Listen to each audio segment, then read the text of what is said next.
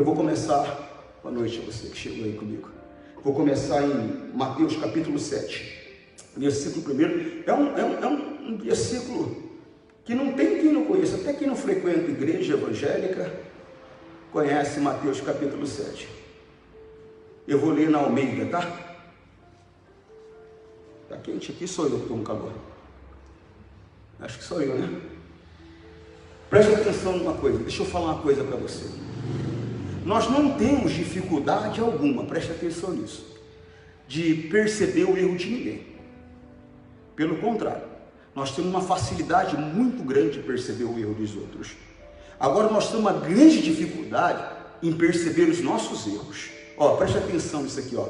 Não julgueis, para que não sejais julgados. Primeira coisa, você tem que tomar cuidado é com isso. Por quê? Quando você se coloca na posição de julgar, ao mesmo tempo, você se coloca na posição de ser julgado. Você faz o julgamento, você olha, você faz o julgamento, e naquela hora você se coloca na posição de ser julgado por Deus. Você está compreendendo, sim ou não? Então, primeiro ele está dizendo, não julgueis. Por quê? Porque se você julgar, você vai ser julgado. Não julgueis, para que não sejais julgados. Porque com o juízo com que julgardes, sereis julgados. E com a medida com que tiverdes medidos, vos hão de medir a vós. Então, você tem que prestar atenção. Porque às vezes nós somos implacáveis, né? Usamos uma medida dura. Uma vez eu conversava com uma pessoa, eu falava, irmã, você tem uma mão pesada para bater. Você nem percebe, você fala cada coisa, sabe? E a pessoa às vezes ela não percebe mesmo. Por quê, pastor? Porque ninguém tem condições, praticamente, capacidade de perceber os seus próprios erros. É fácil perceber o dos outros. O da gente, a gente tem dificuldade muito grande de perceber. Se alguém começar a falar comigo, por exemplo, eu, Antônio Júnior, ó, se é as coisas negativas, se é assim, assado, eu vou falar, que isso, rapaz? Você está doido, você está falando de outra pessoa. Por quê? Porque a gente não consegue se reconhecer nas nossas falhas. Nós não conseguimos nos reconhecer dos nossos erros, mas é necessário. Eu vou chegar lá, só para você entender aqui, ó. Por que reparas tu no argueiro que está no olho do teu irmão, e não vê a trave que está no teu olho? Quer dizer, muitas vezes as nossas falhas são muito maiores, são piores, mas nós não conseguimos enxergar. Mas a dos outros é um cisco, eu estou vendo. Argueiro aqui é um cisco, trave aqui é um pedaço grande de madeira, né? Quer dizer, eu não estou vendo a minha falha, o meu erro, mas a dos outros pequena, eu estou enxergando. Ele está dizendo aqui uma coisa séria, ó. Por que reparas tu, é o 3, no argueiro que está no olho do teu irmão, e não vê a trave que está no teu olho? Ou como dirás ao teu irmão, deixe que eu tire o argueiro do teu olho, estando uma trave no teu? Aí já vem uma bronca. Hipócrita. O que é hipócrita? É enganador. A hipocrisia é a arte da interpretação. Então é quando a pessoa mostra uma coisa que ela não é. Ela está mostrando ser uma pessoa correta, ela está mostrando ser uma pessoa justa, apontando o erro dos outros, mas na verdade ela não é. Na verdade ela é até pior que aquela pessoa. E nós temos que tomar cuidado, irmão. Na maioria das vezes é dessa maneira mesmo. Nós estamos apontando a falha dos outros, mas nós temos falhas maiores. Então ele está dizendo que primeiro eu tenho que corrigir a minha vida. Primeiro eu tenho que consertar a minha vida. Então depois que eu tiver a minha vida correta, de acordo com a palavra, porque a minha vida só vai estar correta quando ela estiver de acordo com a palavra, aí eu vou ter condições de ajudar o meu irmão a tirar as falhas da vida dele. Até então eu não tenho. Por isso que ele dá bronca, hipócrita, tira primeiro a trave do teu olho, então cuidarás de tirar o argueiro, né, o cisco, do olho do teu irmão. Mas isso aqui tudo acontece por causa do que está escrito aqui no Salmo 19:12, livro de Salmos. Livro de Salmos. O Salmo é o 19.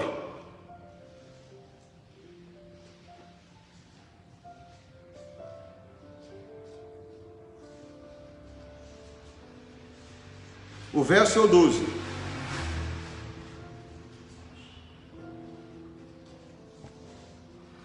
Quem pode entender os seus próprios?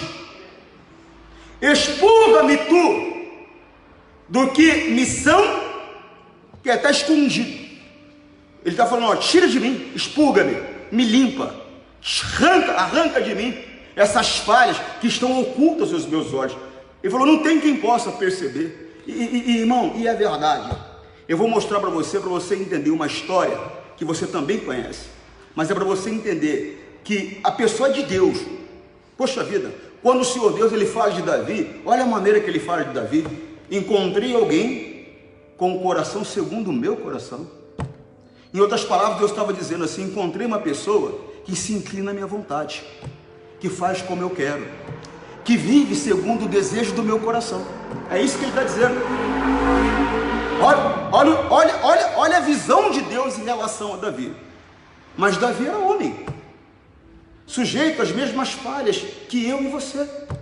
Agora a diferença de Davi para muitos de nós é que Davi, quando ele estava errado, ele não procurava desculpa não.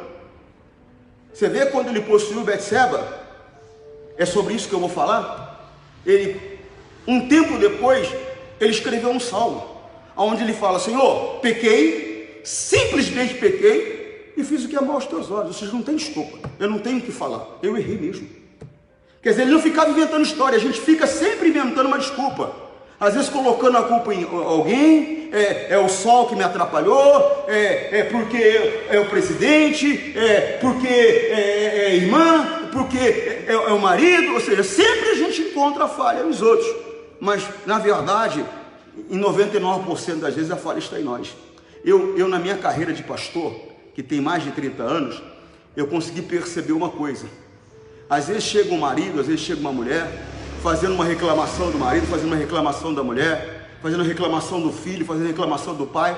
Mas quando você chega perto da história, você vê que 90% das vezes o reclamante é culpado. Por quê? Porque ele tem falhas terríveis, que está causando aquele embaraço, aquele sofrimento, aquela dificuldade, mas ele acha que a falha é da esposa. Ele acha que a falha é do marido. Nunca é ela, sempre é o marido, nunca é ele, sempre é a esposa, nunca é o pai, sempre é o filho, nunca é o filho, sempre é o pai. Na verdade, é que nós não conseguimos perceber os nossos erros. Eu comecei por Mateus 7 para você ver como nós temos facilidade de perceber o erro dos outros, por menor que seja, e temos dificuldade de perceber os nossos erros, por maior que eles sejam. Por menor que sejam os dos outros, nós percebemos. Por maior que sejam os nossos, nós não percebemos. Segundo livro de Samuel, capítulo 12.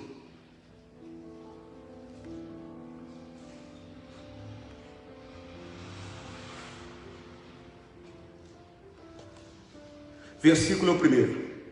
E enviou o Senhor Natã a Davi. E entrando ele a Davi, disse-lhe, havia numa cidade 2 homens, um rico e outro pobre.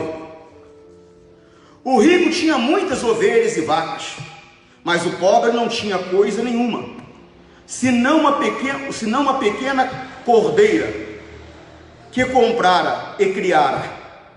E ela havia crescido com ele e com seus filhos igualmente, e do seu bocado comia, e do seu copo bebia, e dormia em seu regaço, e a tinha como filha. Tamanha importância que tinha para ele aquela ovelha. Vindo um viajante ao homem rico, deixou este de tomar das suas ovelhas e das suas vacas, para guisar, assar, cozir, para o viajante que viera a ele, e tomou o cordeiro do homem pobre, e o preparou para o homem que viera a ele. Então o furor de Davi se acendeu em grande maneira contra aquele homem, e disse a Natã, vive o Senhor, que digno de morte é o homem que fez isso, e pela cordeira tornará a dar quadriplicado, porque fez tal coisa, porque não se compadeceu. Então disse Natã a Davi, tu é este homem. Você vê que ele escreveu um homem que Davi não reconheceu. Mas por quê? Porque Davi ele era rei. Naquela época, presta atenção nessa palavra, naquela época, hoje não. Hoje é homem de uma só mulher. Você está compreendendo, sim ou não? Homem de uma só. Naquela época não. Naquela época o que acontece? Ainda mais ele sendo rei, ele poderia ter quantas mulheres ele quisesse. Se ele quisesse ter 10, ele tinha. Se ele quisesse ter 50, ele tinha. Se ele quisesse ter 1000, como o filho dele teve, ele tinha. Era desse jeito. Mas só que havia um limite. Qual é o limite? Ele não poderia possuir uma mulher que tinha dono. Uma mulher casada ele não poderia possuir. Solteira ele poderia pegar quanto ele quisesse. Se ele quisesse ter lá um harém de 2 milhões de mulheres, ele podia ter. Salomão teve 700 mulheres que ele casou com ela. Ele casou com 700 mulheres e teve 300 amantes, princesas, 300 concubinas. Além de ter 700 mulheres, ainda teve 300 amantes. Haja fôlego, hein? Misericórdia. Então o que acontece? Se ele quisesse, ele podia. Mas ele foi buscar uma mulher que tinha dono. Você conhece a história? Eu acredito, no meu modo de enxergar, quando eu vejo aquela história, que Betseba foi um pouquinho imprudente. Ela estava se banhando praticamente ao ar livre, porque ele viu ela nua. Ele se interessou pelo corpo dela, ele desejou aquela mulher, chamou alguém, falou: quem é aquela mulher? Falou: aquela mulher lá pertence a Urias, o Eteu, Urias. Mas vem cá, é dele? É dele. Manda ela vir aqui, quero falar com ela. Irmão, no momento que ele ouviu que a mulher era casada, ele deveria ter falado: que Deus abençoe esse casal, e ter se afastado. Ele podia ter quantas ele quisesse, ele era rei. Naquela época era permitido. Hoje não. Hoje o homem de uma só mulher, mulher de um só homem. Mas não, ele foi mexer com uma mulher que tinha dono. Só que, para encobrir o erro dele, ele fez uma maldade muito grande. Ele mandou chamar Urias, porque ela chegou para Davi, explicou para ele que ela estava grávida. Então, ela estando grávida, o marido na guerra, ela era o quê? Adúltera. E uma mulher adúltera naquela época era digna de quê? De ser apedrejada, digna de morte, porque era uma covardia muito grande. É ainda uma covardia muito grande hoje. A Bíblia diz que Deus odeia o adultério, mas Ele odeia o adúltero. Não odeia só o adultério, não. Ele odeia o adúltero também. O Senhor Deus abomina a prostituição. Nosso corpo é templo do Espírito Santo. Nosso corpo não é membro de prostituição. Até porque nós temos que ter um entendimento que nós somos membros do corpo de Cristo. E se eu, que pertenço a Jesus Cristo, me prostituir, eu estou prostituindo o corpo de Cristo. Olha o que eu estou fazendo com Jesus, irmão. Olha o que eu estou fazendo com Jesus. Olha a maldade que eu estou fazendo com Jesus. Eu estou contaminando o corpo de Cristo. Você está compreendendo o que eu estou falando? Sim ou não? Mas ele não se importou. Ele tentou fazer traçou um plano de engano, porque ele trouxe o marido da guerra para que ele se deitasse com ela, mas o cara era muito fiel. Ele não foi se deitar com a mulher dele, ele falou: não é justo. Falou para Davi. Davi falou: você não foi dormir em casa, rapaz? Ele falou: não, não é justo. Não é justo. Os meus amigos estão na guerra, né, na batalha, e eu deitado no conforto da minha casa com a minha mulher. Isso não é correto. Eu não posso lá deitar com a minha mulher. O homem era muito correto. Davi o embriagou para que ele fosse deitar com a mulher dele. Ele dormiu lá no corredor lá, mas não foi. Aí Davi então fez o que, irmão? A maldade ainda maior. Ele escreveu uma carta, aonde ele mandava o comandante dele colocar aquele homem, que ele havia possuído a mulher dele, colocar aquele homem na frente da batalha, no lugar onde a coisa estava mais complicada, para aquele homem morrer. E ele mandou essa carta, a sentença de morte, ele manda pela mão do próprio cidadão. O cidadão fiel não abriu a correspondência, podia ter aberto, falou: nossa, ele está mandando me matar. Não abriu a correspondência, foi e entregou fielmente. Quando o Senhor Deus viu aquele comportamento de Davi, ele se indignou. Mas por que Davi não reconheceu que estava fazendo uma coisa errada? Simples. Ele estava acostumado a pegar o que ele queria, ele era rei, fazia o que ele queria. Achou que não tinha nada demais, achou que tinha direito de possuir uma mulher que não era dele. Só que tem muita coisa, presta atenção, que nós fazemos, que é correta até aos nossos olhos, que é correta até aos olhos da sociedade, que é aprovado aos nossos olhos, que é aprovado aos olhos da sociedade, mas é condenável aos olhos de Deus. Toma cuidado. Não é porque todo mundo está fazendo, o errado virou certo. Errado é errado. Não é porque todo mundo está vivendo que o pecado deixou de ser pecado. Continua sendo pecado. Ele não reconheceu. Para Davi ver o erro que ele tinha cometido, a falha que ele tinha cometido, na tanto ele conversar com ele, como se estivesse falando de uma outra pessoa. Tanto que Davi condenou veementemente aquele ato. Mas só que aquele ato era um ato dele. Aquele comportamento era um comportamento dele. Então preste atenção. Lá no Salmo 19, vamos voltar lá, que eu quero mostrar uma coisa para você. Salmo 19, livro de Salmos.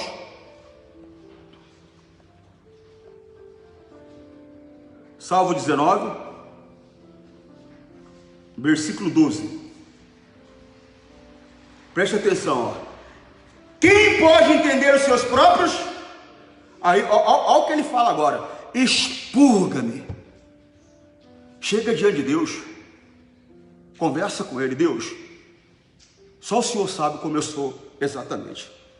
Porque eu não consigo perceber as minhas falhas, os meus erros. Eu presto atenção, eu não estou falando de pecado cometido não. Quando a gente comete pecado, a gente sabe cometer um pecado. É o tipo de comportamento que a gente não vê nada demais, mas na verdade é errado aos olhos de Deus, é errado aos olhos da pessoa. A gente fala certas coisas que está machucando a pessoa, que está humilhando a pessoa, e a gente fala como se não estivesse fazendo nada, porque a gente na verdade nem percebe que está fazendo alguma coisa, nem percebe que está errado. Às vezes o tratamento do pai com o filho começa até a gritar que o pai não gosta dele, que o pai gosta mais da irmã dele, gosta mais do irmão dele, mas dele não gosta, porque o pai nem percebe o tipo de tratamento que ele está oferecendo àquele filho, não consegue perceber que é errado, não consegue perceber que é errado. Um dia um grande amigo meu conversando comigo, ele estava conversando com o filho dele, e ele deu uma bronca no filho dele, e o filho dele falou: pai, o senhor está de brincadeira, pai. Não tem uma pessoa que aguenta só bronca. É o tempo todo bronca. O tempo todo bronca, o tempo todo bronca, o tempo todo bronca, pai. Aí ele falou assim, eu parei para meditar aquilo que meu filho estava falando para mim. Eu fiquei bravo com ele de novo na hora. Ele saiu emborrado. Mas filho é filho. Ele falou, eu estava lá descansando no sofá. Ele estava saindo para ir trabalhar. Ele achou que eu estava dormindo, veio bem devagarzinho, me beijou e foi embora. É bonito, filho é filho. Mas só que tem um porém, irmão. Tem uma hora que a pessoa não suporta. Você compreende? Então você tem que prestar atenção, você tem que conversar isso aqui com Deus, ó. Fazer essa oração a Deus, ó. Expurga-me tu do que me são ocultos. Deixa eu ver na linguagem de hoje. Quem pode ver os seus próprios erros? Aí, na segunda parte que eu estou falando com você, está escrito assim, ó: purifica-me, Senhor, das faltas que cometo sem perceber. Não é aquele pecado que eu percebo, não, né? Aquele olhar, às vezes, que aquele crente sem vergonha, aquele olhar malicioso, né? Não, ele sabe que ele está olhando com maldade. E quem ele olhou também sabe que ele olhou com maldade. Aquela mentira que você sabe que você não está falando a verdade. Ou que você está, né? Não, igual alguém falou para mim há pouco tempo agora. Não, pastor, eu não menti, só deixei de falar. Qual é a diferença? Qual é o objetivo de deixar de falar? Não é o engano? É o engano, é esconder, é enganar. Ou mentir não é enganar? Não é o engano? É a mesma coisa. É a mesma coisa. Ele está falando aqui de falhas que a pessoa não percebeu. Davi fez uma maldade, uma crueldade tremenda. Tremenda, e nem percebeu que tinha feito isso. Para ele foi mais uma noite de prazer, tudo certo. Mandou a mulher embora. Se ela não fica grávida, o marido dela ia chegar, nem ia ficar sabendo, porque ela não ia contar para ele. Para ela, poxa, me deitar com o rei. Poxa, o rei. Talvez, não sei qual era a condição, o cara estava na guerra, não sei qual era a condição financeira dela. Talvez era uma pessoa de poucas posses, e agora de repente é chamada ao palácio. Poxa vida, uma mordomia daquela. É coisa séria.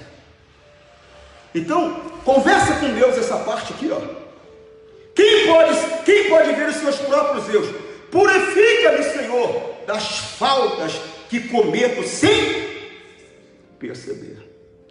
Faltas que eu cometo contra Deus, falta que eu cometo contra as pessoas, falta que eu cometo contra o meu marido, contra a minha esposa, falta que eu cometo contra o empregado, às vezes sou bruto com ele, às vezes sou desonesto com o meu patrão.